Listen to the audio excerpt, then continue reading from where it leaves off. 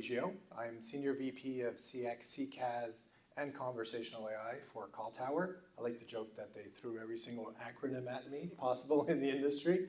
But quite seriously, born and raised in Montreal. Quick background about myself, super quick because you were super short, but geez. Okay, so yeah, just trying to kill time a bit. No, but seriously.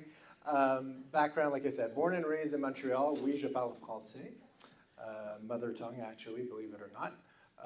I've always been in the IT space. Always started off in software, really specialized applications, but joined the contact center industry over 20 years ago. Started a small company which grew into the largest Canadian private company owned, specializing in CX, conversational AI solutions. So we do professional services, implementation, managed services. Acquired by Call Tower about a year ago to really create a global presence in terms of professional managed services. And if you don't know a little bit about Call Tower, we are a global carrier. We're in over 100 countries. We specialize in UCaaS and CCaaS solutions. So Microsoft, Zoom, Microsoft Teams, Zoom, Genesys, Five9, and Cisco. And like I said, offer end-to-end solutions for managed services and support and integration. So happy to be here. Looking forward. Thanks. Okay, so I was born and raised in Salt Lake. Yeah, add a little more, Scott. I lived there for about 30 years until, I like my beer and bourbon too much, they kicked me out. Anyway. The truth is, Scott missed the dry run, so that's really what happened here, guys. We had a wonderful fill-in. Somebody happened to be in the crowd today. And I know the same with you at Call Tower, right? Again, you're not the same company anymore. You're doing some solid things with Teams integration and things like that. So, no, that's good. Anything else you can share down pike or roadmap? Not just plug it in and then move on to something else, right? So you're going to see a lot more hand-holding, which is how we grew the business, really walking that path with our customer and just going really beyond the technology. So you're going to see a lot more of that, and that's going to be across all of our partners and all of our platforms. So whether it's a Genesys or a Five9 or a conversational AI platform, it's going to become even more important to walk that journey with the customer. Joe, what are your thoughts on that too? Some of the things you see the differences between those two verticals, healthcare and finance, from a CX perspective, right? Again, think about partners in this room. They have customers, all different verticals. As far as establishing those guardrails, right? So one thing that we want to make sure that we do is that we're working within the confines of the different platforms. So for example, we're FedRAMP certified, right? Or we're GCC high. And our platforms are also have those levels of compliancy and regulation. So you want to stay within those confines, but at the same time, as you're designing a platform, so whether it's in finance or healthcare, or you're designing an end-to-end solution, you want to make sure that you've orchestrated the journey such that you're maximizing customer experience. So what does that mean?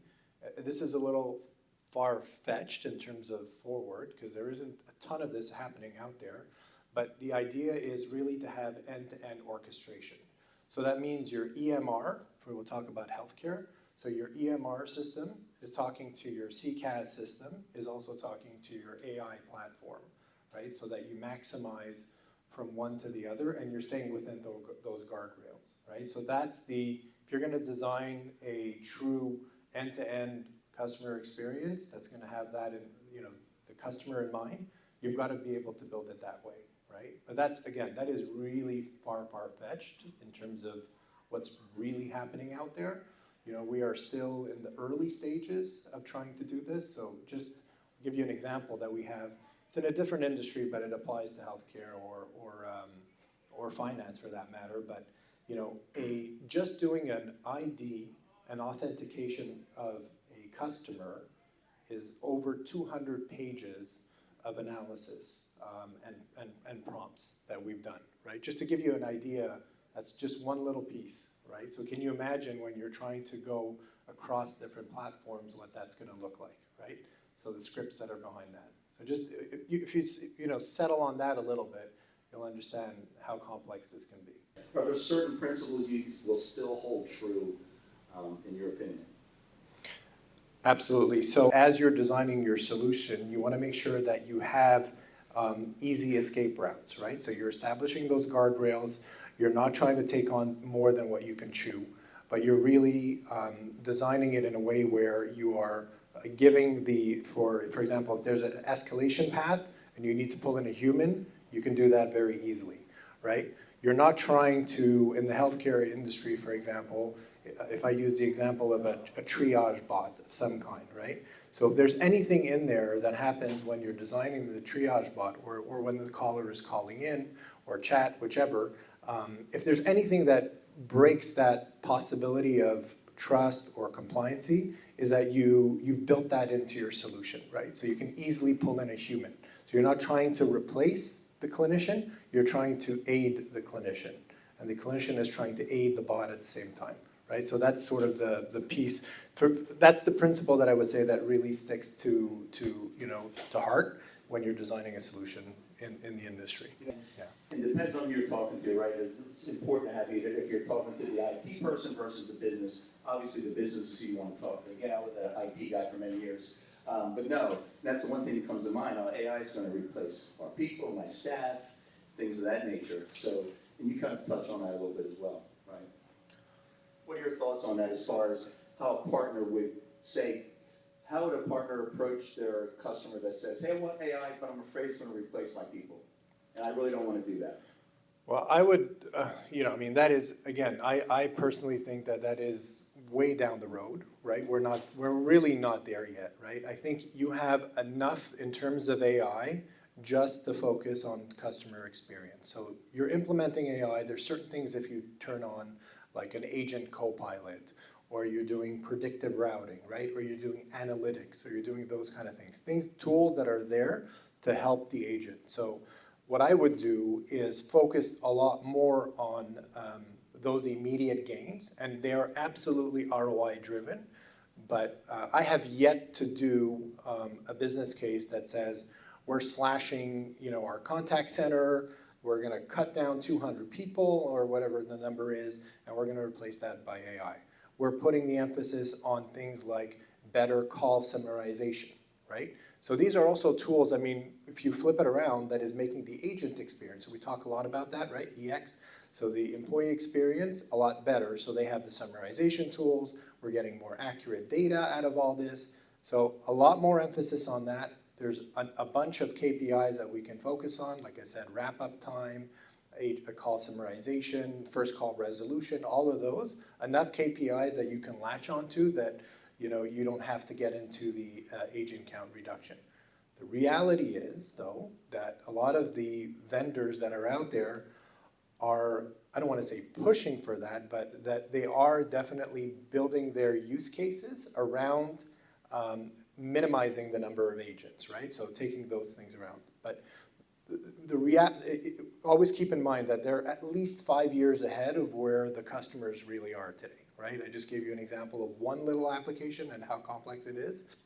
But so just keep that piece in mind, and I think you'll do fine, because otherwise you're setting unrealistic expectations, right? And you'll have like an advisory board or whatever it is, a committee that's going to come in and say like, oh, we thought we'd slash the contact center by X number of employees. That's not the reality, right? So. Just to add, so these two companies right here, two great guys, but they've done a lot. Like I said, they're not the same company. Even Call Tower is not the same company as they were a couple of years ago. What would you say, just in closing, what would you offer the partners in this room as far as how you can help them moving forward? I think for Call Tower, for us, the idea is really leveraging a lot of the existing platforms, right, that are out there. So one thing that we've seen where projects will sometimes fail a little miserably is there's a lot of niche applications. I think I heard about one of our clients that literally gets 12 to 15 calls a week of different CX and AI vendors, and everybody sounds the same. So they can't filter through that. So what we do is we partner with the best of breed, right? Whether it's Genesys, Five9, Microsoft Teams. We're also a global carrier, as I said. So what we try to do is we cover all the aspects that our customers are dealing with. So you won't necessarily be able to replace Microsoft Teams unless you're gonna put in, let's say, a Zoom or something like that, or another collaboration suite. But the reality is we are leveraging each of those applications a little bit differently. And that's our secret sauce, right? Our secret sauce is being able to come in there and be that carrier, use Microsoft Teams, and then integrate the contact center, right? So use the best vendors for each of its, what their core strengths are. That's our secret sauce.